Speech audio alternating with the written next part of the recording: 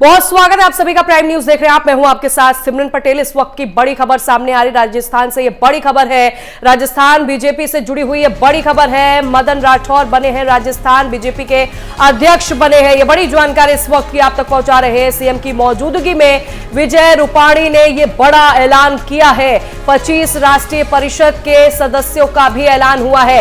ये बड़ी जानकारी इस वक्त की आप तक पहुंचा रहे राजस्थान बीजेपी से जुड़ी हुई है। इस वक्त की सबसे बड़ी खबर है, मदन राठौर बने हैं राजस्थान बीजेपी के अध्यक्ष।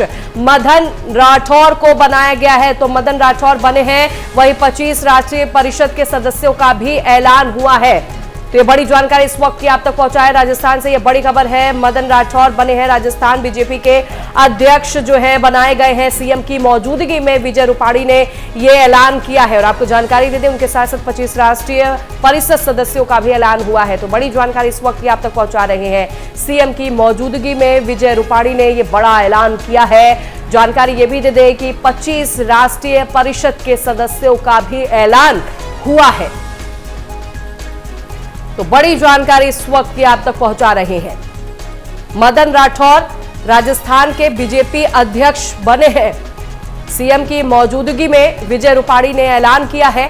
25 राष्ट्रीय परिषद सदस्यों का भी ऐलान हो चुका है। तो राजस्थान बीजेपी से जुड़ी इस वक्त की सबसे बड़ी खबर, मदन राठौर बने हैं राजस्थान बीजेपी के अध्यक्ष जो है मदन राठौर को बनाया गया है। और इसे लेकर देखिए ऐलान भी हो चुका है। और आपको ये भी जानकारी दे दें कि मदन राठौर के साथ साथ 25 राष्ट्रीय परिषद के सदस्यों का भी ऐलान हुआ है। तो देखिए ये तस्वीरें भी आपको दिखा रहे हैं और इसी दौरान ये ऐलान हुआ है। सीएम भी इस दौरान मौजूद थे और इसी दौरान ये ऐलान किया गया। 25 राष्ट्रीय परिषद के सदस्यों का भी ऐलान हुआ है। राजस्थान बीजेपी से जुड़ी हुई ये बड़ी और अहम जानकारी, मदन राठौर अब राजस्थान बीजेपी के अध्यक्ष होंगे। ऐलान जो है वो हो चुका है। और ये देखिए तस्वीरें आपकी टीवी स्क्रीन पर, 25 राष्ट्रीय परिषद के सदस्यों का भी ऐलान उन्हीं के साथ हुआ है। ये बड़ी जानकारी इस वक्त की आप तक पहुंचा रहे हैं। राजस्थान बीजेपी के अध्यक्ष जो है अब मदन राठौर है। ये बड़ी खबर इस वक्त की आप तक पहुंचा रहे हैं। ये बड़ी जिम्मेदारी मदन राठौर को दी गई है। अब राजस्थान बीजेपी अध्यक्ष बने हैं मदन राठौर। इस दौरान हर किसी ने उन्हें शुभकामनाएं भी दी हैं। और देखिए ये तस्वीरें भी आपकी टीवी स्क्रीन पर हम आपको दिखा रहे हैं। सीएम की मौजूदगी में ये ऐलान हुआ है। देखिए सीएम की भी तस्वीर आपको दिखा रहे हैं, मदन राठौर की भी तस्वीर आपको दिखा रहे हैं। बीजेपी अध्यक्ष बने हैं, राजस्थान बीजेपी अध्यक्ष बनाए गए हैं मदन राठौर। इस दौरान सीएम उन्हें उनका मुंह मीठा भी कराते हुए देखे नजर आ रहे हैं। तस्वीरें लगातार आपसे साझा कर रहे हैं आपकी टीवी स्क्रीन पर। सुनील दत्त शर्मा ज्यादा जानकारी के साथ सहयोगी हमारे साथ जुड़ गए। सुनील, ये देखिए अब बड़ी बात निकलकर सामने आई, मदन राठौर जो है अब बीजेपी के अध्यक्ष बन गए हैं राजस्थान के। और यही वजह देखिए सीएम भी उन्हें बधाई देते हुए नजर आए, मंच पर उन्हें मिठाई भी खिलाते नजर आए। मदन राठौर बने हुए थे, वो उन्हें दोबारा से नियुक्त किया गया है। मदन राठौर 7 महीने पहले उन्हें भाजपा का प्रदेश अध्यक्ष बनाया गया था। और 7 महीने बाद अभी जब दोबारा चुनाव हुए हैं तो 5 फॉर्म भराए गए थे। परंतु पहले से ही लग रहा था कि मदन राठौर को ही कंटिन्यू किया जाएगा। ये मैं आपको इससे पहले थोड़ा सा मदन राठौर जी के बारे में बता दूं। ये सुमेरपुर से है और सुमेरपुर से इन्होंने विधानसभा चुनाव के समय टिकट मांगा था, ठीक है, बीजेपी के लिए। लेकिन इन्हें टिकट उस समय वहां इन्हें ना मिलके अभी जो मंत्री हैं जोराम कुमार उन्हें दिया गया। तो उन्हें ये आश्वस्त किया गया था कि आगे आने वाले समय में आपको हम पार्टी का एक बड़ा पद सौंपेंगे। उसके बाद इन्होंने इंतजार किया और 7 महीने पहले इन्हें दोबारा से इन्हें उस समय प्रदेश अध्यक्ष बनाया गया। पाली जिले से आते हैं, वेस्टर्न राजस्थान पे इनकी बहुत मजबूत पकड़ है। और जैसा कि चेहरे से ही साफ नजर आते हैं, बहुत ही सौम्य और बहुत ही सरल प्रकृति के इंसान है। और लग रहा था क्योंकि इनके साथ किसी तरह कोई विवाद नहीं जुड़ा हुआ, इनके साथ किसी तरह कोई ऐसी बात नहीं है, सभी सर्वमान्य है लगभग, तो लग रहा था कि हाँ इन्हें ही इस बार दोबारा प्रदेश अध्यक्ष बनाया जाएगा। जी सिमरन, बिल्कुल, देखिए यही वजह है कि बड़ी ही सादगी के साथ लोगों के साथ ये पेश भी आते हैं मदन राठौर। और दूसरी बात, इन्हें अहम जिम्मेदारी भी दी गई है। और ऐसे में देखिए लंबे समय से जो ये चर्चा जो है ये भी हो रही थी कि दोबारा भी इन्हें ही जिम्मेदारी दी जाएगी। अब कमान जो है इनके ही हाथ पर है। जी हाँ, बिल्कुल। और क्योंकि उपचुनाव में भी प्रदर्शन पार्टी का बहुत अच्छा रहा था। उपचुनाव में जहां जहां भी टिकट इनके और भजनलाल सरकार के मुख्यमंत्री भजनलाल के साथ में जिन जिन टिकट को इन्होंने दिया, उन टिकट में सभी लोग जीत दर्ज करके आए थे। एक सीट जो जिसे कहते हैं कि किरोड़ीलाल मीणा के भाई की दौसा वाली थी, उस सीट को हारे थे, परंतु वो जो सीट थी उसका टिकट दिल्ली से तय हुआ था। तो इसलिए मतलब इनका माना जाता है कि उन्होंने जितने टिकट दिए वो सारे के सारे विजय होके आए थे। तो ये भी इनकी तरफ एक प्लस पॉइंट बन के गया।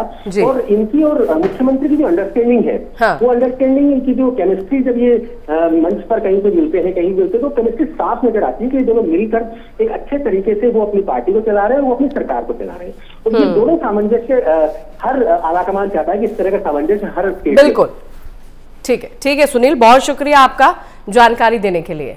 अब रुक करेंगे इस वक्त की बड़ी खबरों को। उत्तराखंड बजट सत्र का आज 5वां दिन है। 1 लाख करोड़ से ज्यादा का इस बार का बजट रहा और सदन में 10 विधेयक भी पारित हुए हैं।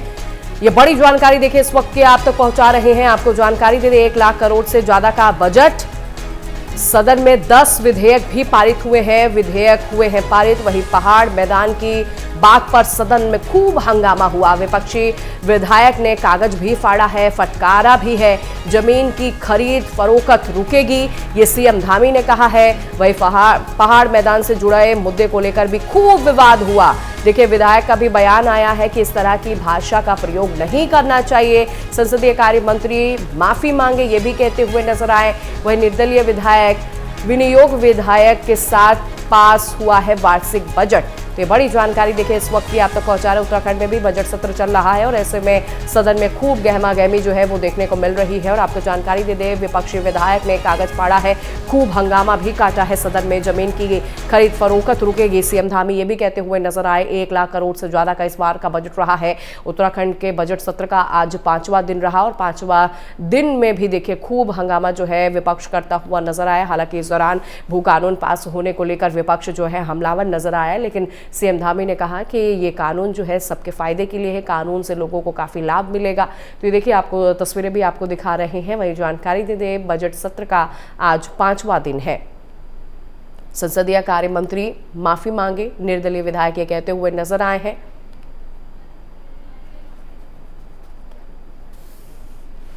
तो इस बार का बजट जो है काफी शानदार रहा। सदन में 10 विधेयक भी पारित किए गए। पहाड़ मैदान की बात पर सदन में खूब हंगामा हुआ।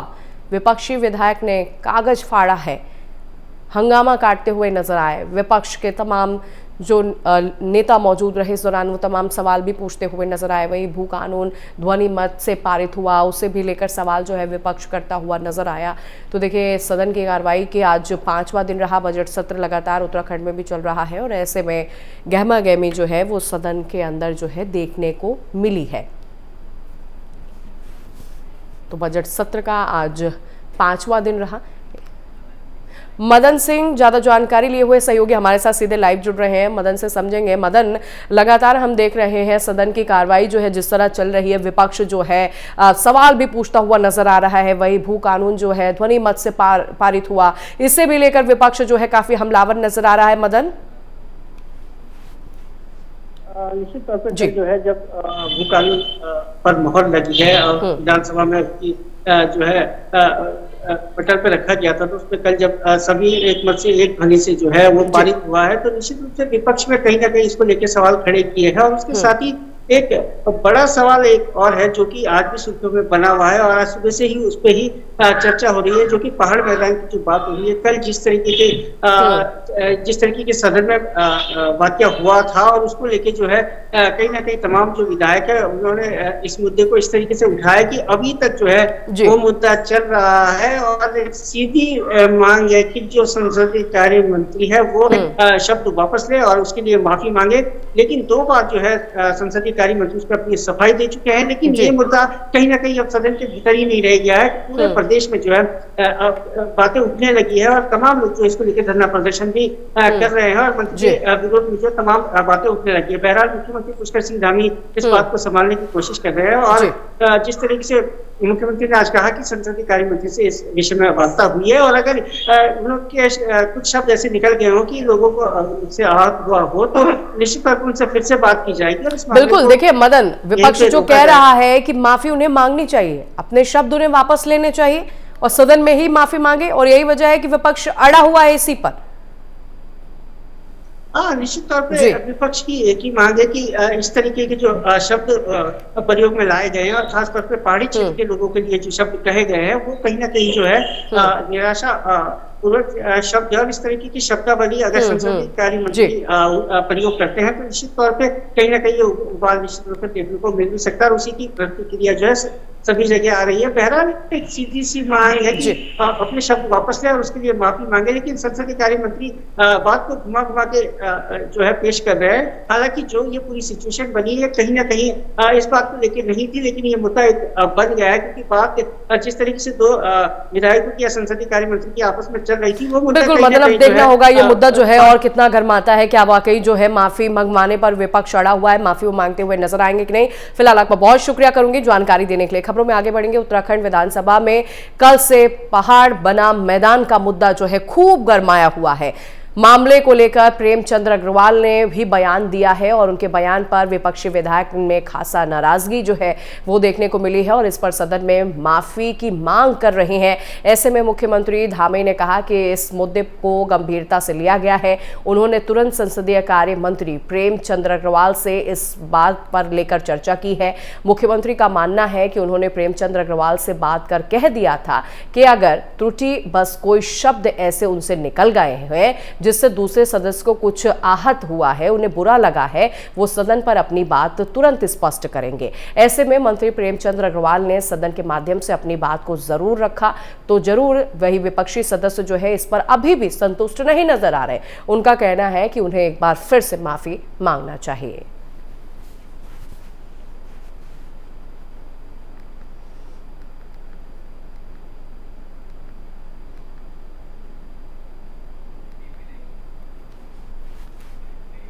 उत्तराखंड विधानसभा में नया भू कानून जो है वो पारित हो गया है। भू कानून पारित को लेकर सीएम धामी ने सभी को बधाई दिया है। ये बड़ी जानकारी देखिए, भू कानून जो है ध्वनि मत से पारित हुआ है और कानून पारित होने के बाद सीएम धामी ने सभी को बधाई दिया है। सीएम धामी ने बधाई देते हुए एक्स पर पोस्ट किया। उन्होंने कहा, सख्त भू कानून संशोधन विधेयक विधानसभा में पारित हो गया है। अधिक सशक्त करने के लिए विधेयक पास किया गया है। सख्त भू कानून संशोधन विधेयक विधानसभा में पारित हुआ है। तो सीएम धामी ने सभी को बधाई देते हुए एक्स पर उन्होंने पोस्ट किया। उन्होंने कहा कि ध्वनि मत के साथ भू कानून जो है वो पारित हो चुका है। सुनिए। के अनुरूप हमने भू कानून को प्रस्तुत किया, उसको विधानसभा ने उसको पारित किया है। निश्चित रूप से जन भावनाएं हैं, जो यहाँ के स्टेक होल्डर चाहते हैं, यहाँ के सामाजिक संगठन के लोग चाहते हैं, हमारे बुद्धिजीवी लोग चाहते हैं, उन सबकी भावनाओं के अनुरूप सभी बातों का ध्यान में रखते हुए कि हमारी भूमि की जो खरीद फरोख्त है वो भी जो है न हो, और हमारा जो निवेश है वह भी किसी रूप में प्रभावित न हो, यानी कि इकोलॉजी इकोनॉमी दोनों में संतुलन रहे और लोगों की जन भावनाएं आगे बढ़े। मैं प्रदेश के हमारे आंदोलनकारियों को, हमारे बलिदानियों को, देश की सीमाओं पर अपने प्राणों का बलिदान देने वाले उन सभी हुतात्माओं को भी इस अवसर पर नमन करना चाहता हूं, जिनके कारण से हमारा राज्य तेजी से आगे बढ़ रहा है। अनेक नए नए निर्णय हम ले रहे हैं के अनुरूप हमने। में आगे बढ़ेंगे। उत्तरकाशी से खबर है, शीतकालीन प्रवास पर देवभूमि आएंगे प्रधानमंत्री नरेंद्र मोदी आएंगे। वहीं 27 फरवरी को देवभूमि प्रधानमंत्री नरेंद्र मोदी पहुंचेंगे। और आपको जानकारी दे दें, सीएम धामी ने अनुरोध किया है और उनके अनुरोध पर प्रधानमंत्री नरेंद्र मोदी 27 फरवरी को पहुंचेंगे और पीएम के दौरे को लेकर तैयारियां जो है वो खूब की जा रही है। शीतकालीन गद्दी स्थल मुखबा का भी दौरा करेंगे प्रधानमंत्री नरेंद्र मोदी। वहीं बता दें, हर्षिल मुखबा क्षेत्र में जोरों से तैयारियां जो है वो लगातार जारी है। प्रधानमंत्री के स्वागत के लिए क्षेत्र को सजाया जा रहा है। ये बड़ी जानकारी लेके आप तक पहुंचा रहे हैं प्रधानमंत्री नरेंद्र मोदी। 27 फरवरी को पहुंचेंगे प्रधानमंत्री नरेंद्र मोदी। शीतकालीन चार धाम यात्रा में देखिए आपको जानकारी दे दें कि पहुंचेंगे। वहीं सीएम धामी ने अनुरोध किया था, उनके अनुरोध पर प्रधानमंत्री नरेंद्र मोदी पहुंचने वाले हैं। हालांकि प्रधानमंत्री के दौरे से पहले तैयारियां जो है खूब की जा रही हैं और आपको जानकारी दे दें प्रधानमंत्री के स्वागत के लिए क्षेत्र को भी खूब सजाया जा रहा है। शीतकालीन प्रवास पर देवभूमि प्रधानमंत्री नरेंद्र मोदी जाएंगे। तारीख जो है 27 फरवरी बताई जा रही है। 27 फरवरी को प्रधानमंत्री पहुंचेंगे। सीएम धामी ने अनुरोध किया था, उनके अनुरोध पर पहुंचेंगे। शीतकालीन गद्दी स्थल मुखबा का भी दौरा जो है पीएम कर सकते हैं। वही हर्षिल मुखबा क्षेत्र में तैयारियां जो है काफ़ी ज़ोरों से चल रही। देखिए तस्वीरें भी एक और आपके टीवी स्क्रीन पर हम आपको दिखा रहे हैं। पीएम के दौरे से पहले तैयारियां काफ़ी शानदार की जा रही हैं। हमारे देश के एकदम ऐसे प्रधान नागरिक हैं और वो जब आ रहे थे हमें बड़ा हर्ष और उल्लास के साथ जो यहाँ की देवतुल्य जो जनता है वो अंतर्मन से बहुत प्रसन्न है। और हमने ये भी देखा कि धर्मस्य तत्वम निहितम गुहाय महाजनोयन गतस्य बंथा।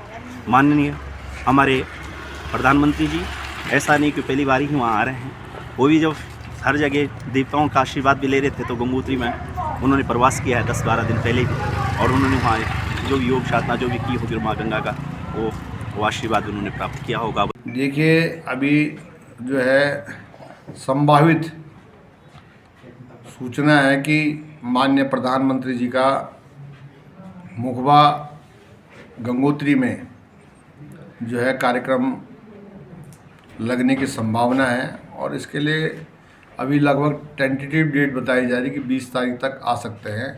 तो इसके लिए पूरे प्रशासन की तरफ से लगातार तैयारियां की जा रही हैं और लोगों में अपार खुशी है कि माननीय मोदी जी एक बार, और हमने भी पूर्व में निमंत्रण दिया था माननीय मोदी जी को कि एक बार आप अवश्य गंगोत्री जरूर आएँ।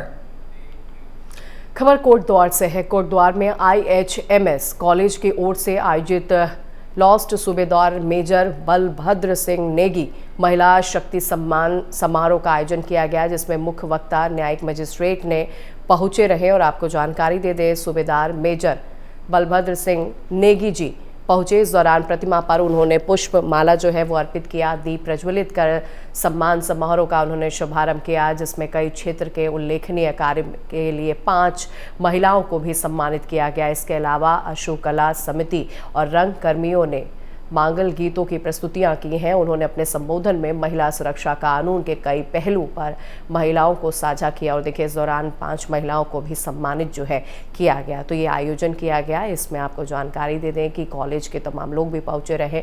और देखिए महिला शक्ति सम्मान समारोह का आयोजन किया गया। इसमें महिलाओं ने अपनी प्रस्तुतियां दी। महिला शक्ति सम्मान को सम्मानित करते हुए 5 महिलाओं को इस दौरान सम्मानित किया गया। तस्वीरें आपकी टीवी स्क्रीन पर आपको दिखा रहे हैं। महिलाओं को सम्मानित किया गया है। और फिलहाल इस बुलेटिन में बस इतना ही। नमस्कार।